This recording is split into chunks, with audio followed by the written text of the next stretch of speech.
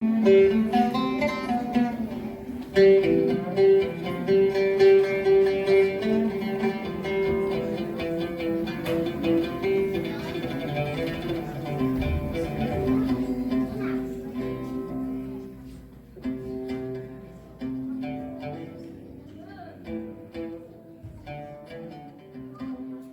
يعني بيناتكم باش نقرا إهداء لشهداء غزة باللغة الفرنسية.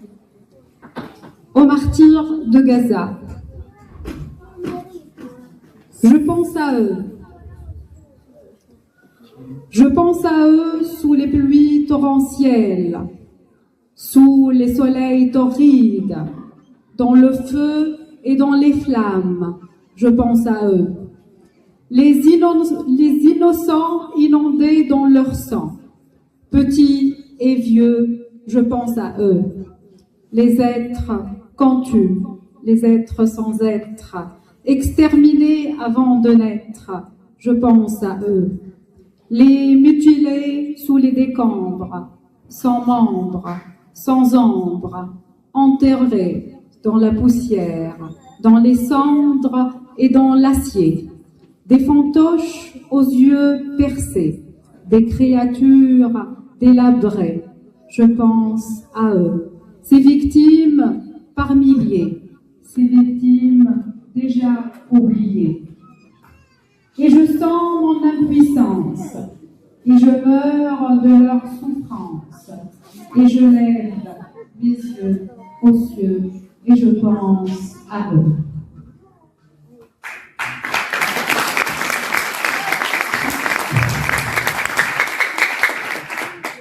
Je passe au deuxième texte qui est intitulé « Ils renaîtront ». Ils renaîtront de leurs cendres, de leurs tombes, de leur sang chaud, innocent. Ils renaîtront. Les enfants privés de leur enfance, les femmes privées de leur existence, les hommes privés de leur semence, et les vieux et les vieilles sans armes, baignant dans leurs larmes, ils renaîtront. Les cris seront plus forts, et de la terre rejailliront tous ces morts de vos mains assassinées. Ô vous, les dieux de la cruauté! Ils vous fusilleront de leur regard, de leur silence profond et trouillard. Et les pourpoints seront des cartouches qui s'élanceront de leur bouche. Et la colère, noire et meurtrière, fera trembler et les cieux et les terres. Et la nuit la plus obscure régnera sur l'univers. Ils renaîtront de leur faiblesse, de leurs rêves inachevés, de leur identité et de leur liberté usurpée. Ils renaîtront par milliers, ils renaîtront par milliers pour prendre leur revanche contre le mutisme du monde entier. Ils renaîtront, ils renaîtront, ils renaîtront.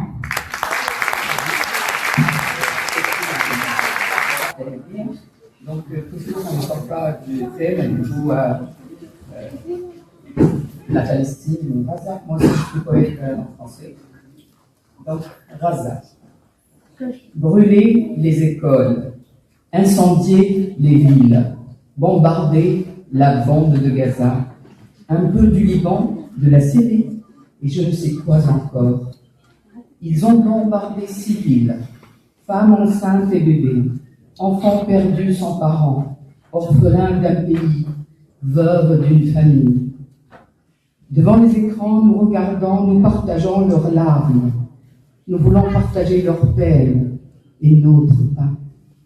Leur drame et notre souffrance. Au quotidien, à chaque jour, à chaque instant, nous prions. Nous prions que cesse ce carnage en direct sur nos écrans. Sur nos écrans le soir, sur nos écrans.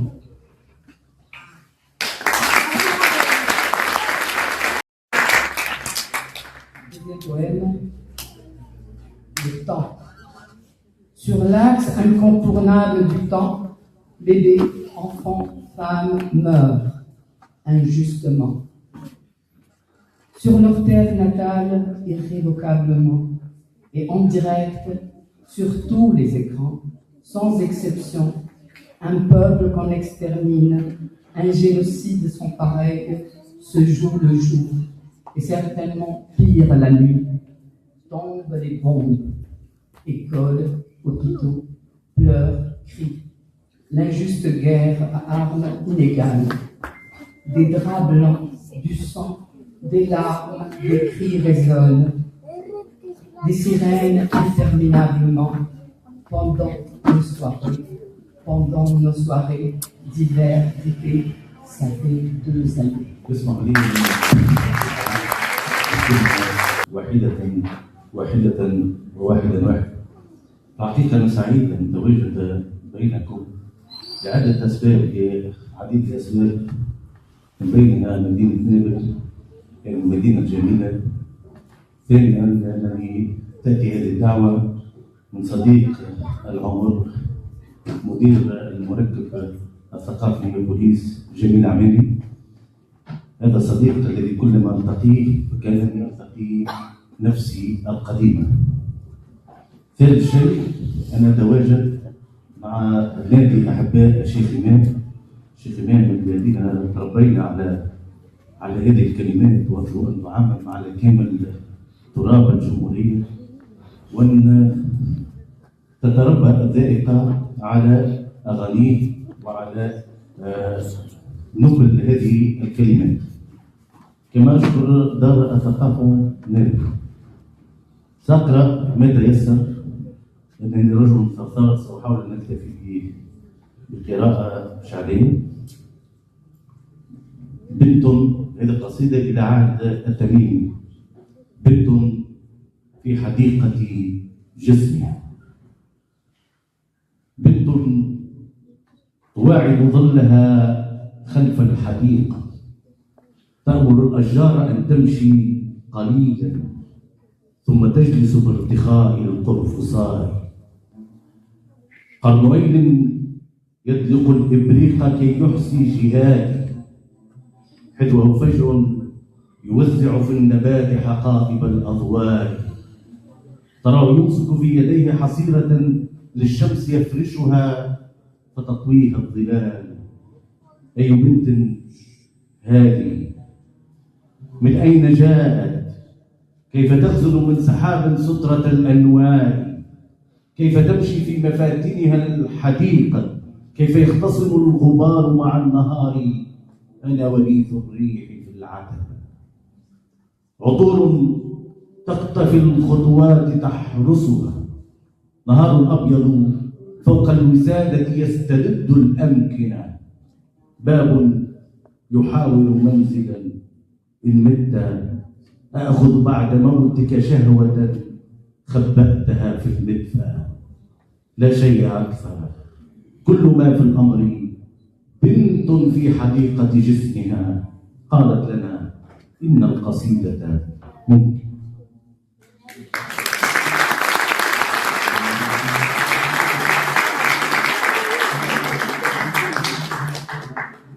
نص الثاني: الصغير وليث الغابة. ليس بيني وبينه ثأر قديم ولا أي ثأر جديد.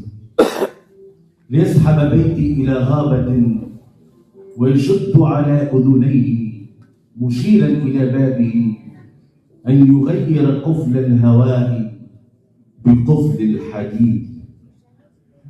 لقد كان بابي ببطن الشجيرة ينمو صغيره بين الأيادي، يسمي السحابة أختا، يقلد خطوة أمطارها كيف تقفز بين الوريقات موغلة في النشيد.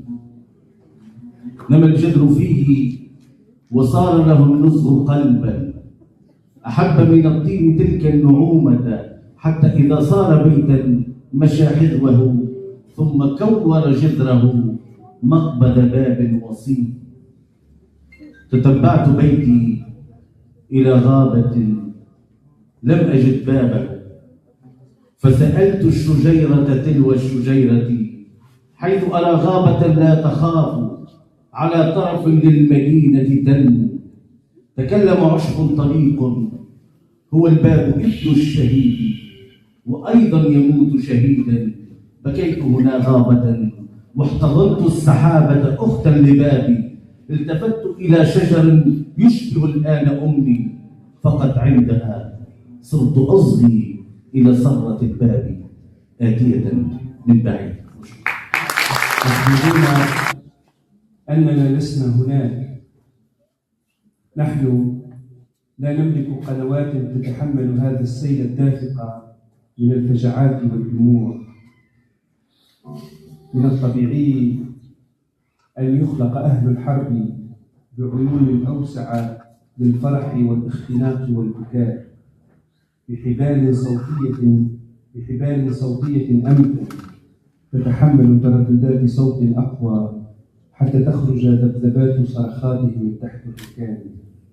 لذلك أول ما يفعله العدو أنه يثمر خزانات الدم، يهاجم بالغازات الحارقة الحبال الصوتية ويرسل رصاصه نحو أفئدة الأمهات وجباه الآباء.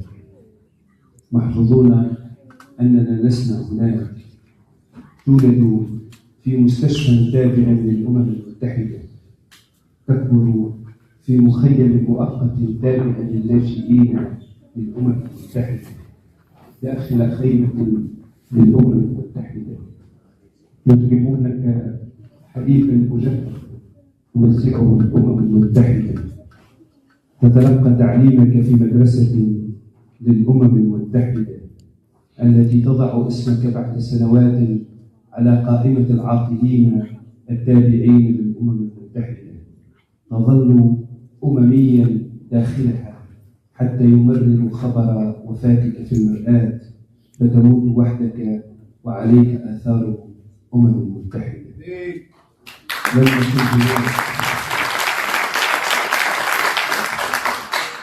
لم نكن هناك نحن بالكاد هنا.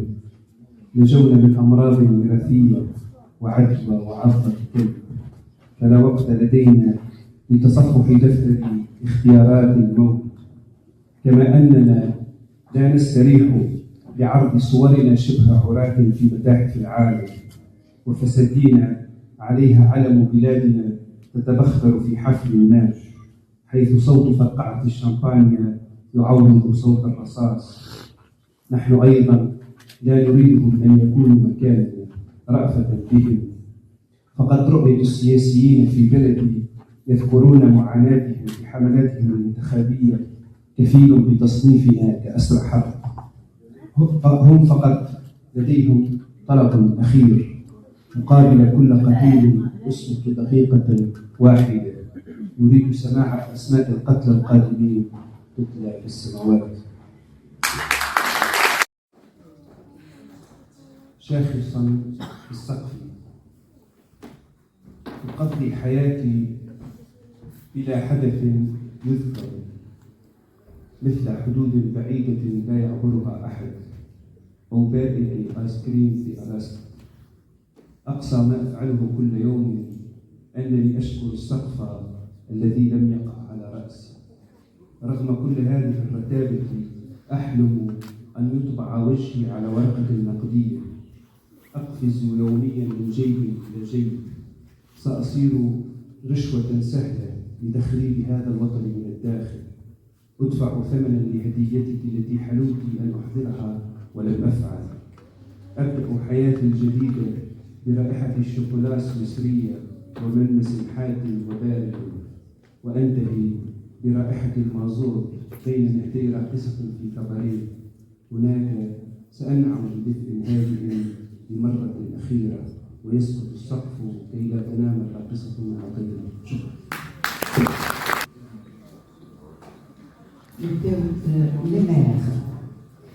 Les mères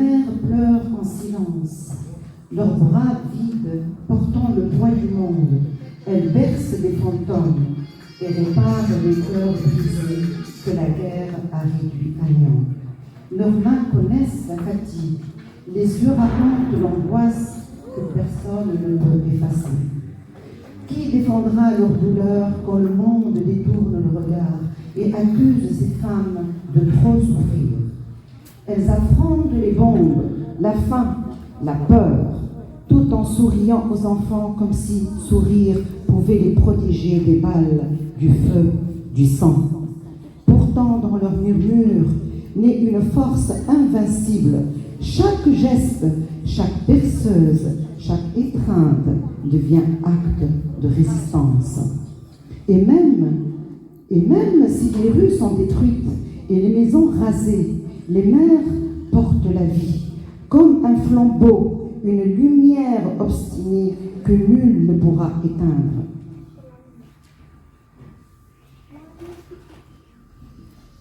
Un autre poème sur les Palestiniens.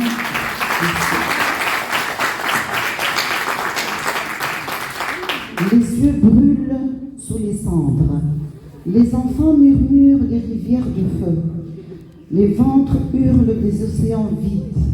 Les mers portent des montagnes sur leurs bras. Les maisons gémissent sous les bombes. Le silence tremble dans les rues. Mais dans chaque souffle de peur, une flamme obstinée danse. Une voix fragile devient chant. Un chant d'enfant soulève les pierres. Une main tendue fait pousser la lumière. Et même sous les pierres écrasées, la vie respire encore. Et le cœur des peuples bat plus fort que la guerre. Merci. La voix des enfants. Les enfants ne jouent plus. Leurs rires se sont tus, engloutis par le fracas des bombes. Ils dessinent la guerre avec des crayons brisés. Ils apprennent à compter, non pas les étoiles, mais les morts, alors que d'autres enfants vont à l'école. Qui écoutera leur voix? Le monde se bouche les oreilles, préférant le confort de ses écrans aux cris des berceaux éventrés. On les accuse d'exister, on les condamne à l'exil avant même d'avoir marché. Des larmes étouffées deviennent fleuves, mais nul ne veut y plonger ses mains. Pourtant, dans les décombres, une chanson s'élève, fragile, un murmure d'enfant, comme un fil de lumière dans l'épaisseur de la nuit. Et ce souffle, plus fort que les bombes, plus pur que la peur, porte l'avenir d'un peuple que nul ne pourra faire taire. La soif et la faim. Les pluies sont vides, les robinets rouillent dans le silence, l'eau trésor interdit s'écoule seulement dans les rêves. Les ventres hurlent, les pains se brisent en miettes imaginaires, la faim n'a plus de mots, seulement des gémissements étouffés. Qui affame l'enfant, sinon la main qui ferme les portes? Qui assoiffe la mer, sinon l'ordre qui détourne les rivières? On dit que ce sont les règles de la guerre, mais la guerre n'a jamais eu de règles, seulement des bourreaux qui justifient la cruauté au nom d'une paix mensongère. Poème sur Gaza. J'ai choisi le poème intitulé, le premier intitulé, de mon ciel serein à celui de Gaza. Dans mon ciel serein, il y a plein d'étoiles et la lune se pavane. Ce soir, elle est capricieuse. Ce soir, elle est bienheureuse. Je la vois qui se balade derrière des nuages épars. Elle se dérobe à mes regards, souvent gourmand, toujours bavard. Tandis qu'ailleurs, dans le ciel de Gaza qui pleure, on ne voit presque plus les étoiles, et on voit la lune qui se voile. Tandis qu'ailleurs, sous le ciel de Gaza qui pleure, il y a des bombes qui pleuvent sur les têtes des enfants en pleurs. Il y a des bombes qui pleuvent sur des amoureux et des veuves. Il y a des bombes qui pleuvent, mais il y a des hommes, des braves, Ce sont les boucliers de l'enclave. Ils n'ont jamais eu peur des infortunes. Et ils sont prêts à défier toutes les morts, une à une. Ceci, c'est le premier poème. Il y a un autre poème. J'ai écrit en tout une trentaine de poèmes sur Gaza, mais j'ai choisi comme ça au hasard de poèmes. Donc, une femme aux abois. Elle avait le visage effaré et elle pleurait. Ne savait à quel sein se vouer. Elle avait les bras ouverts. Elle se confondait dans ses prières. Elle implorait le ciel au milieu de nulle part, au milieu des décombres et des morts que personne ne dénombre. Mais c'était trop tard. Les soldats ennemis sont déjà partis. Ils lui ont tout ravi. Ils lui ont volé son âme. Au milieu de tous ces drames, ils étaient plus que 10. Avec eux, il y avait son fils. Et voilà. السلام عليكم. مرحبا بالجميع. شكرا لهذا الجمهور الجميل، شكرا للفرقة، شكرا لكل المطربات سي ماهر. سعيد بوجودي والشكر على الدعوة سي جميل. وهذا الجمهور العزيز، لهذا الجمهور العزيز سأهدي تحية قبل أن أقرأ القصيدة، فأقول: مساؤكم عزف وعطر وعود يثير الهوى والمنى والوعود، فأهفو بقلبي لتلك العهود وذكرى لقاء تعود إلي. يعود الجمال، تعود النجوم، وتجلو بأفق سمان الغيوم، وأدعو الإله لها أن تدوم دوام الهوى والضيا والثريا. رأيت الربيع بوجه الحبيب، سمعت العصافير والعندليب، وشدو الأغاني بصوت رطيب، وكم زاد حسنا بريق المحيا. لغيركم الحسن قد لا يكون، سرحت أهيم بسحر العيون، وناجي بصمت نشيد السكون، وقد عاد قلبي فتيا نقيا، وقد عاد قلبي فتيا نقيا.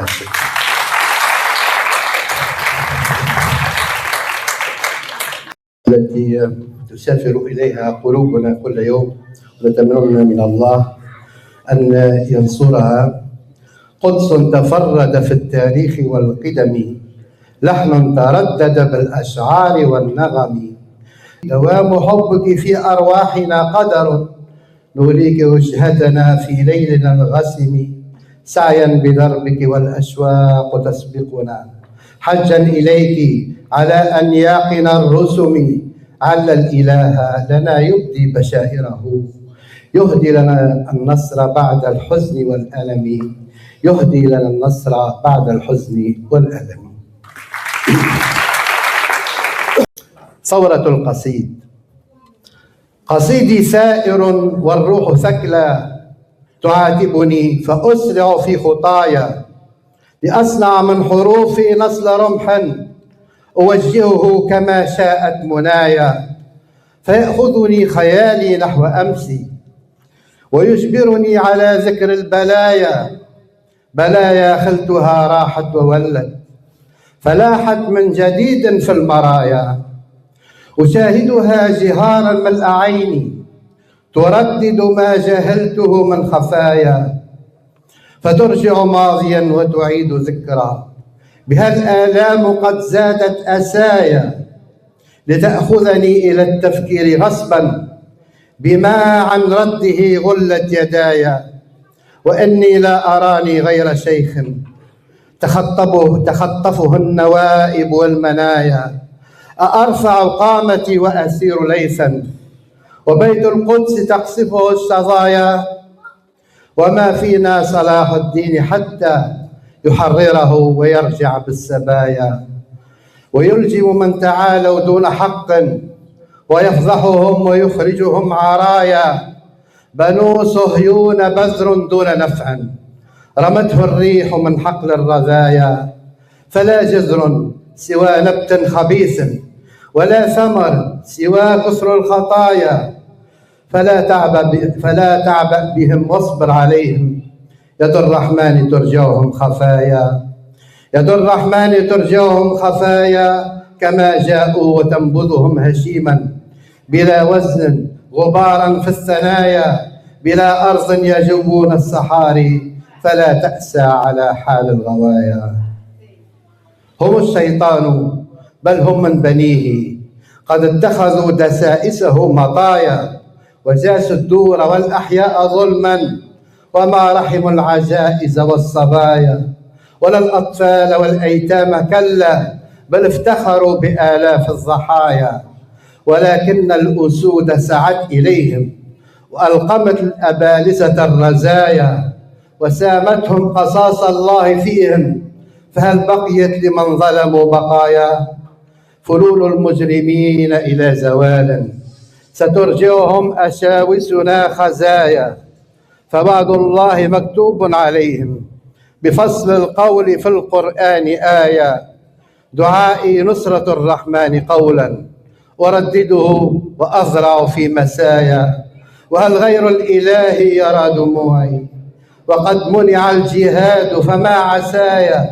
بإذن الله تدخلها يقينا، بإذن الله تدخلها يقينا، سرايا القدس من كل الثنايا، تطهرها من الأنجاس حتى نصلي بين أعمدة الحنايا، ويسبح من مآذنها أذان يجلجل في القلوب وفي الزوايا، فيفرحنا ويغمرنا سلام تباركه الضمائر والسجايا. سيأتي النصر، سيأتي النصر إن شئناه حتما، إذا صدقت بداخلنا النوايا، إذا صدقت. شكرا.